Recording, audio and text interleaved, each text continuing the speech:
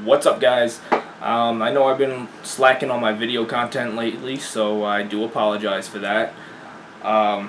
Speaking with a good friend at work today had given me motivation on something to speak about in my next video, so here we go.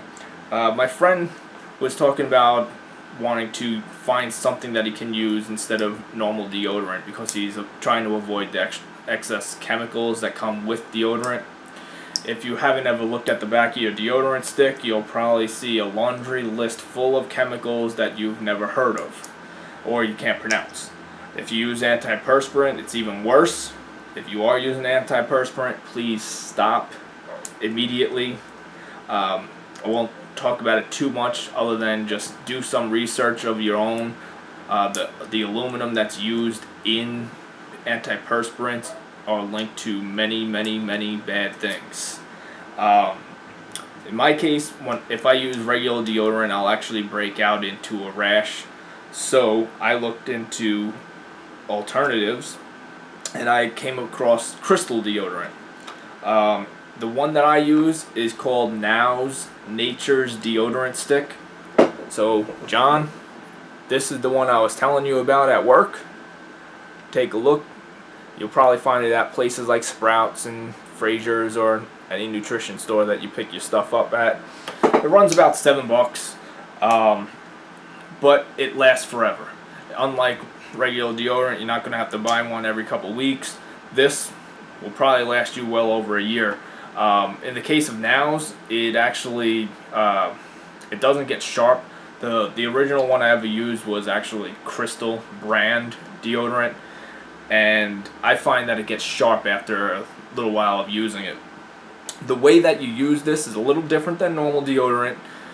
What you do is you run it under tap water, flick the excess off, and just use it like you would regular deodorant. Best part about it, leaves no residue whatsoever. It's not going to leave that slimy residue that deodorant leaves, the chalky residue that antiperspirant leaves, so that means that you can use it in spots that you normally wouldn't use regular deodorant. If you sweat from your lower back a lot, you can use this on your lower back. Sweat from your feet, put it on the bottom of your feet. No residue, awesome stuff, all natural. Highly recommend it. I've probably mentioned it in a couple of videos now, if you've noticed. My theory on things that go on your skin. If you're not willing to eat it, you probably shouldn't use it. I try to avoid chemicals whenever possible. So if it's not food grade products that I use, whether it's lotions or oils, it's natural alternatives. Everything from my deodorant, my soaps, my lotions, my sunblock.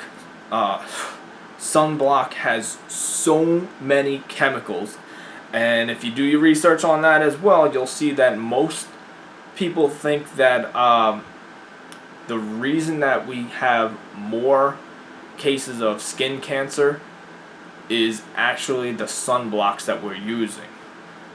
It's the same sun that we've always had, but people are now using all these extra chemicals that they weren't using many years ago. So there are places where you can buy natural sunscreen. Unfortunately, in this market, a lot of things that are geared towards health are extremely expensive. So people like me find out how to make your own. And that's a video that I will post if enough of you guys are interested in knowing the recipe of my homemade sunblock.